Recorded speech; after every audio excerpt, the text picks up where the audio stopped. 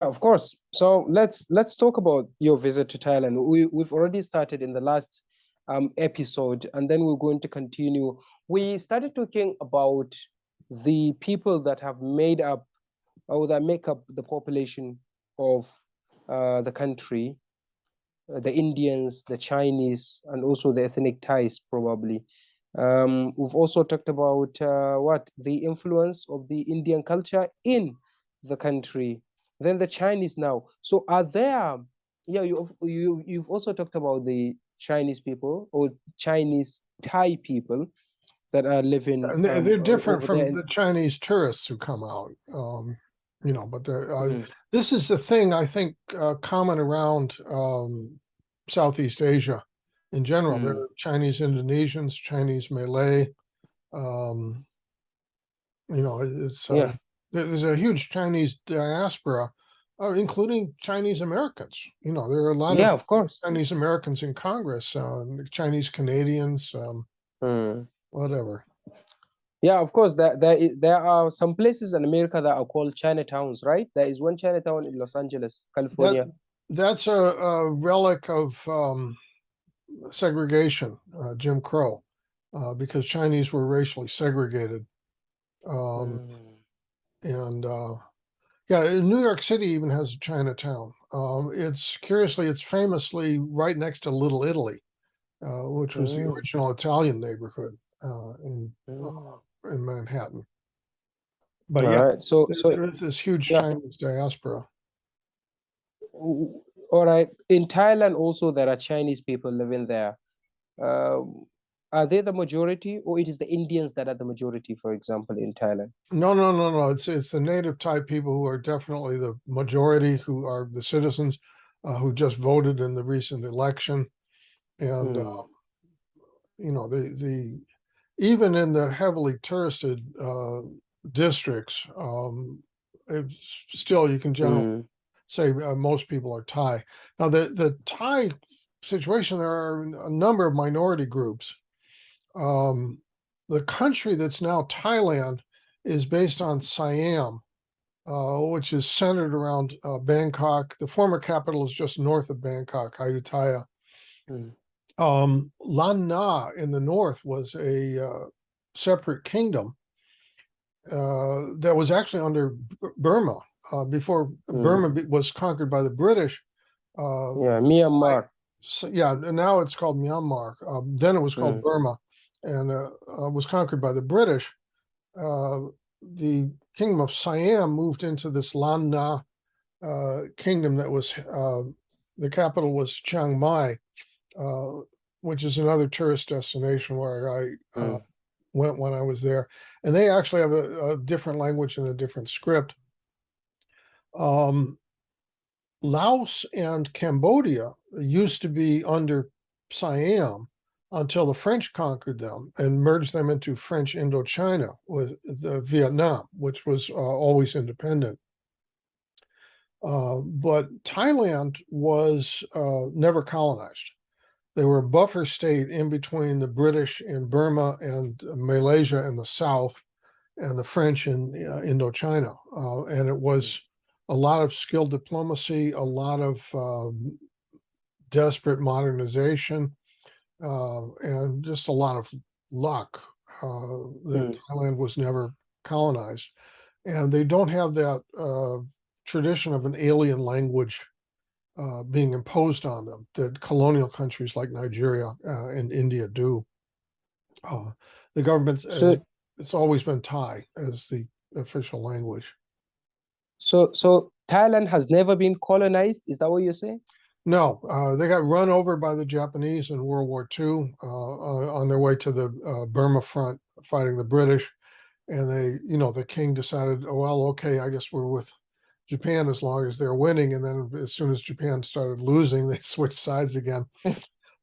um, it's a very delicate balancing act. They had to do this balancing act between the British and the French for a long time, trying to play one off against the other, uh, buying arms from first one side and then the other side to try to keep their independence. But during the colonial era, there was what Thailand, Afghanistan, Saudi Arabia, Ethiopia.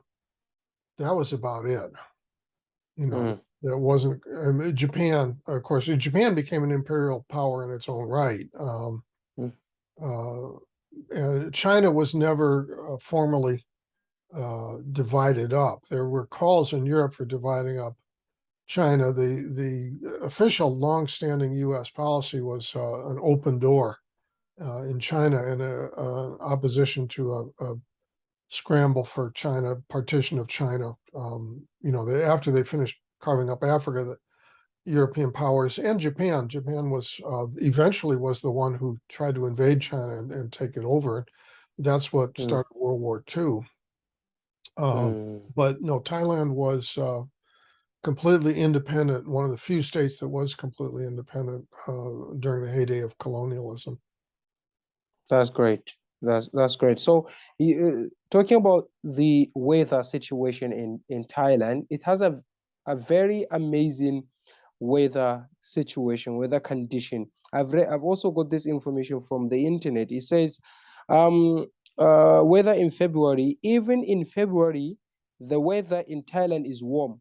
However, it's much cooler than during other parts of the years. You went, coincidentally enough, you went to Thailand in February and you came back or you left in March. How did you observe the weather? Well, it's not that unusual if you're used to Africa. I mean, think about what you just said. That applies to northern Nigeria too. And my American friend who was taking me around kept trying to warn me, you have to stay in the shade, don't be in the direct sun. And I had to keep reminding him, look, this is my first time in Thailand, but it's not my first time in the tropics. Okay, and they have a Yeah. tropical climate. It's warm all year round. There's a rainy season and a dry season. Mm, Can get occasional hail. There was a hailstorm while I was in Chiang Mai. But it's not that different from tropical Africa. It's another tropical weather pattern. yeah. Oh, and by the way, I was talking about all the different nationalities of tourists that I met. Yeah. I met Africans from Nigeria, Wow. Liberia. You know, Bangkok is a really cosmopolitan international capital city. That's great. Everybody says, you have to go up country to Chiang Mai if you want to see real traditional culture. Mm, And yeah. Chiang Mai is a major tourist destination in part because of that. People want to see the, old fashioned up country traditional Thai culture. That's where you Mm. go. But So, yeah, yeah, you went and that's where you met the Africans, including the Nigerians. in Bangkok, I don't think I met any Africans in Chiang Mai. So Um, I'm interested particularly in the Nigerian people that you've met. Did you have time to exchange words with them? yeah, I got in a conversation with one guy. Didn't talk much. Where are you from? You know, Uh, uh, you you you could not figure out whether he was from the northern part of Nigeria or from the south. well, he was obviously from the South, and I figured out he was an Igbo. Oh Um, yeah. but I'm trying to remember He the couldn't talk like. much. Did you ask him about the election of Bola Tinubu and what happened to Peter Obi? Maybe that was why he kept quiet. I don't think I did. Well, Nigerians tend to be rather reserved, particularly about personal matters. Anyway, I got in a longer discussion with the two Liberians that I ran into on the street in Bangkok, and they were, of course, Liberia is heavily under American influence. They use American English, et cetera, et Mm. cetera. So they were kind of happy to meet an American. I would almost Yeah. say a fellow American. They weren't Americo-Liberians, though. They were, trying to remember what they were. It wasn't crew. Hmm? Doesn't matter. Yeah. I But do. but what I tend to there were notice what tribe people are from, but it does not an important thing to me. It's not something that I'm going to mm. base any decisions on. Yeah. I understand that in history, there were so many Black Americans, so many Africans that were shipped from the United States of America and dumped in Liberia. And that's what gave birth to That's Liberia now. that's basically what happened. Yeah. There were it was founded by the American Colonization Society, and there were abolitionists in it who wanted to prove what blacks could do running an independent republic. There were also slave owners who wanted to get rid of free blacks. And a lot of blacks, particularly elderly blacks who were no longer economically useful, would be offered freedom on condition of deportation to Liberia, which a lot of them wouldn't take. I mean, Liberia had a very bad reputation among Black Americans during slavery times because it had such a high death rate. They would basically dump people on the coast. But amazingly, they survived. The American Colonization Society fell apart because of the fighting between the abolitionist wing and the slave owner wing. And finally, the organization collapsed. And there were all these people over there who they decided to vote a republic and declared independence. They were recognized by Britain, France, and Prussia, but not by the United States for 20 years until the Civil War. Because the slave owners didn't want a Black ambassador in Washington. Although it would not have been the first Black ambassador in Washington. President John Adams recognized the Republic of Haiti and entertained a Haitian ambassador, not in the White House. The White House hadn't been built yet, but his main political opponent was Thomas Jefferson, who, of course, was a big Republican and also a slave owner. And this was kind of a way of twisting it because Adams, being from Massachusetts, didn't own any slaves and was from a free state. Anyway, sorry about the American history lecture, but you did ask. No problem. It's interesting. I like the American history. But is it okay? Is it fair for a Liberian to hate America given what happened to his or her grandparents? These were not Americo-Liberians. I don't know what an Americo-Liberian, what his response would have been. I do remember they were. I honestly can't remember what tribe they were, but I do remember that they were not Americo-Liberians. The Americo-Liberian ascendancy is long gone. All right. So Taylor these people that are living in Liberia Taylor are just was the last Liberians? Americo-Liberian who ran the country. And he ran it so badly that no Americo-Liberian has been elected president since. What's his name? Taylor. Charles Taylor? Charles Taylor, that's it. Yeah, I couldn't remember his first name. Charles Taylor. Is he the one? Yeah, he was Americo-Liberian. I think he was a war criminal. Yeah. Right? There was a civil war. No, he's not really popular there now. I did not bring him up while I was talking with these guys. That's great. So let's move on to the issue of what the reason why we're talking about Liberia was because you met some Liberians and they opened up to you because they saw that you were an American, and then you discussed. Did you talk about politics, or you just talked about culture and history and culture and history in general? Polite small talk is somebody you bump into on the streets. You don't usually, start talking politics or religion with somebody you just met. Sure. That had reminded me of something that I was going to bring up. Never mind. Let's go on. Maybe it'll come to me. Okay, good. So again, you went to Thailand. I want you to assess and analyze the kind of development, the infrastructural development, the economic development, and the societal boom, change, reform, and so on and so forth, transformation that you witnessed in that country, Thailand. To begin with, what's the level of infrastructural development that you saw in Thailand when you went there? was very good. You know, there were a lot of roads. There was mass transit in Bangkok. Hmm. Not in Chiang Mai. Again, Bangkok is a very cosmopolitan international city. Hmm.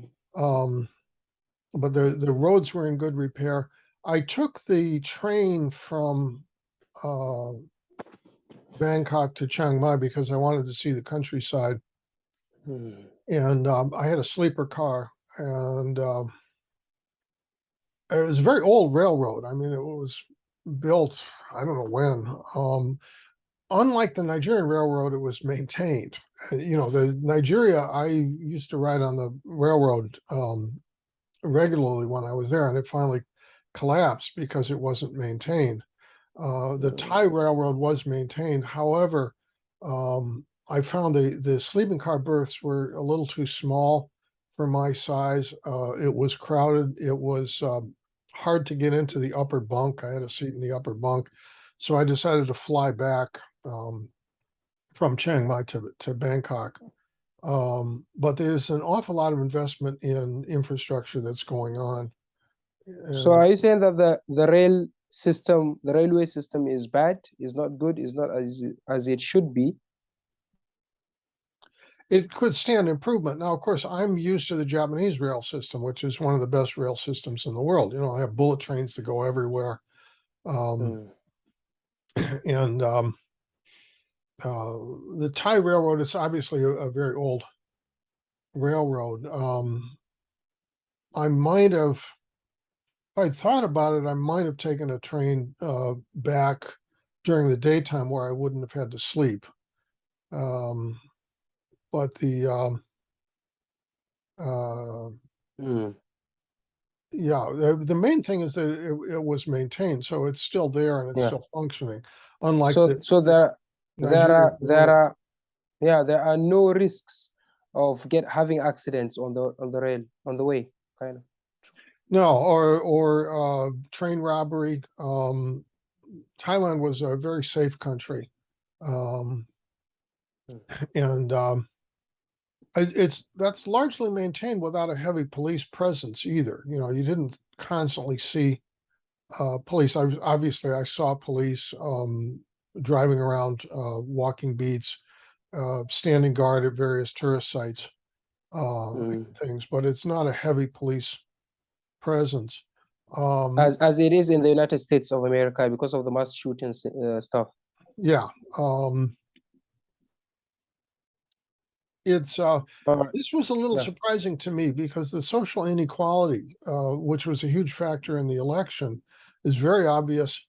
And I mean, you know, there were abject beggars on the street, widows with orphans, you know, with a cup, just begging for something to survive. And there were not just, you know, air conditioned SUVs with tinted windows and shiny chrome, but jewelry stores that would not have been out of place in Beverly Hills. You know, there are a lot of billionaires and a lot of desperately poor people. Now, there In was, you know, Thailand. in Thailand, yeah, the economy Wow. was Massive inequality. massive inequality and very obvious inequality. On the other hand, the economy was booming, and there were uh, buildings going up all over the place. My friend who retired there said, "Yeah, you know, 6 months ago, you wouldn't have known this place, and in another 6 months, it's going to be completely transformed again." Um, although Yeah.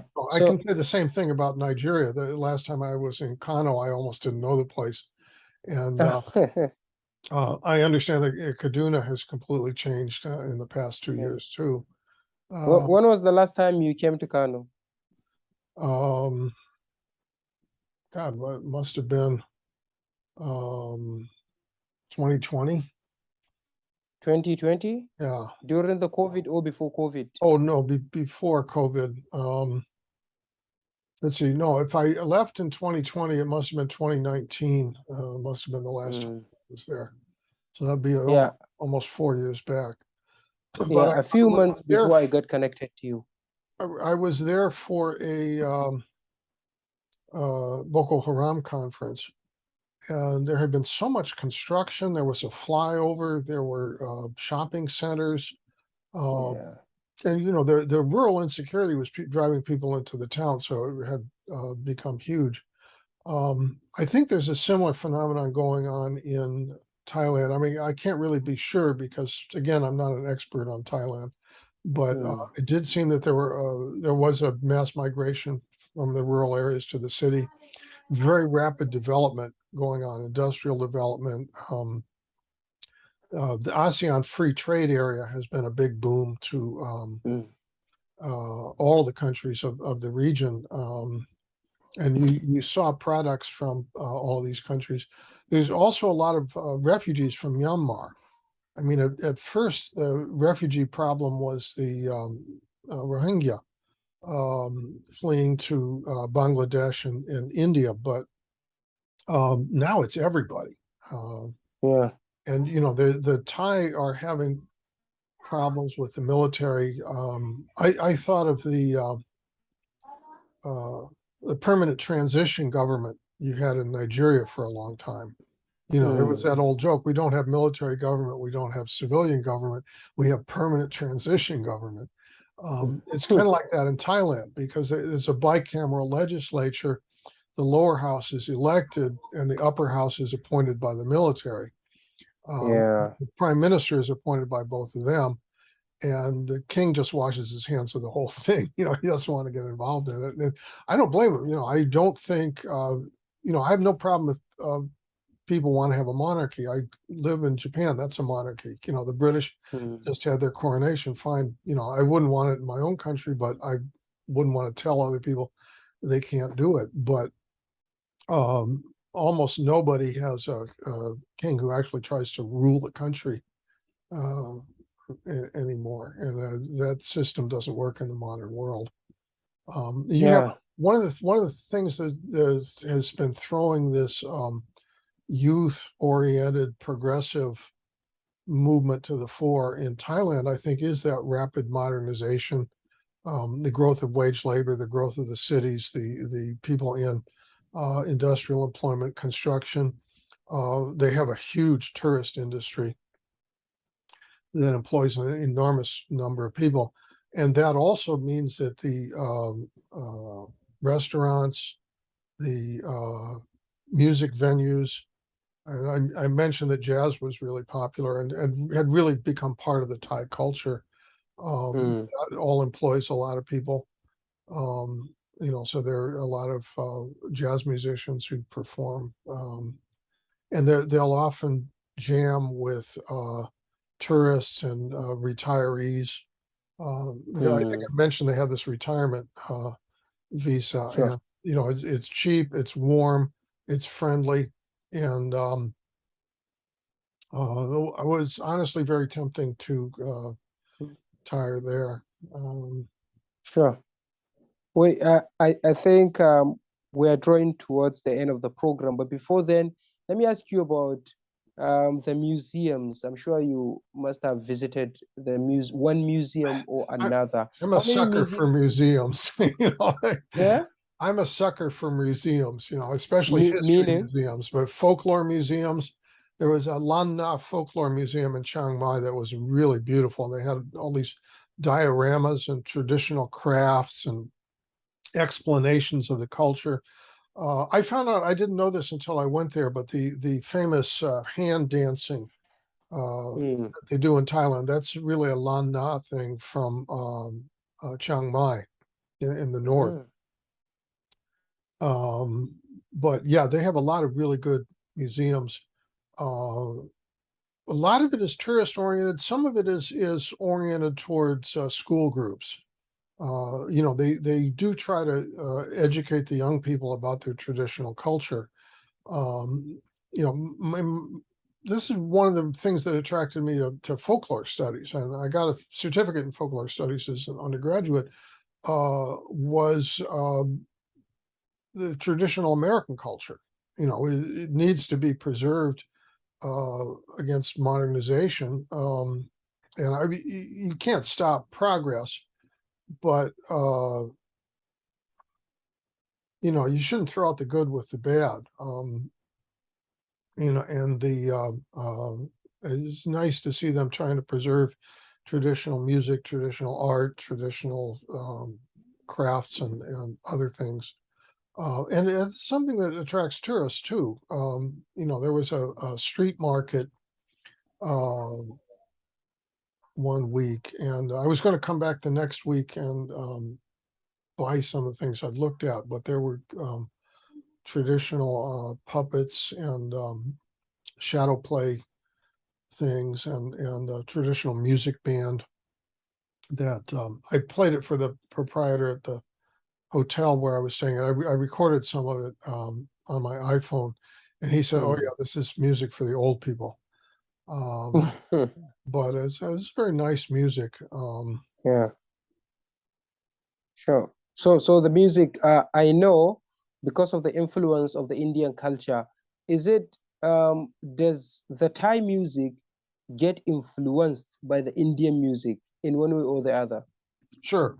I'm not a musicologist, so I couldn't go into details about it, but it reminded me of not only Indian music, but also Chinese music Oh, and the Indonesian music, especially the Bali gamelan uh, music. It sounded like it had been heavily influenced by all of those, but I don't know the details. so it's a mixture of different types of musical genre or Sure. genres. Yeah, and it's a kind of a crossroads place because it has been influenced by so many surrounding cultures.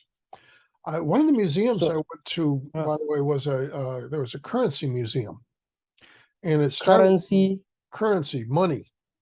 Yeah, oh, Um, good. they started with cowrie currency. That was the original oldest currency, and then they had examples of all the how they later switched to metallic coins, and then it went all the way up to the present day paper money, which has the king's portrait on it. There are still a lot of Thai bills with the old King Bhumipal's portrait that are still in circulation, but of course the new printings have the new king's uh, portrait on it. Well, Yeah, that's sure. it's like the United Kingdom. They have the monarch's portrait. I guess they're Mm. putting Charles on. Uh, But soon. you're saying that the monarchs in Thailand are not influential. They do not influence the government, I the wouldn't say decisions. that. No, it's a ceremonial monarchy that officially he has no powers, but he is still very influential. I think one of the problems for the monarchy is that the conservative forces have been trying to use the monarchy to try to suppress dissent. I don't know whether the king has, you know, I don't know what his opinion about that is at all because he keeps very quiet, and I don't know if he's trying to support, you know, the one faction against the other, or if the other faction is just trying to use the name of the Mm. king Mhm. for its own purposes. But So, there do is you think there is a connection or collusion? Do you think there is a connection or collusion between the military that is very much influential, so powerful in the country, and then the monarchy, for example? I don't know enough about the country to say one way or the other, and I'm not going to speculate.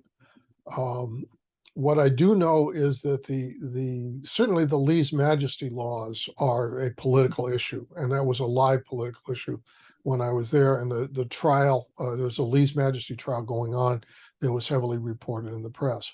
And I Yeah. do know that the conservative forces, including the military, have been trying to use the monarchy. I have no access to the king, so I have no idea what his own personal opinion is about any of that, if or even if he has a personal opinion um, Yeah. about. He may just want to stay as far out of it as he can to try to protect the monarchy. He may be working with the Mm. conservatives.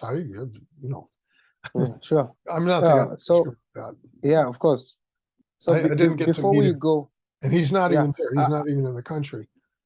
uh, he's not even in the country. No, He doesn't stay in he the country. spent the whole COVID scare in Germany. Yeah, you said it earlier in the first episode. Uh, all right. So before we end this episode, I've got a funny question to put to you. Again, before then, I have sent a couple of emails to some Thai professors and one British professor of Thailand's politics.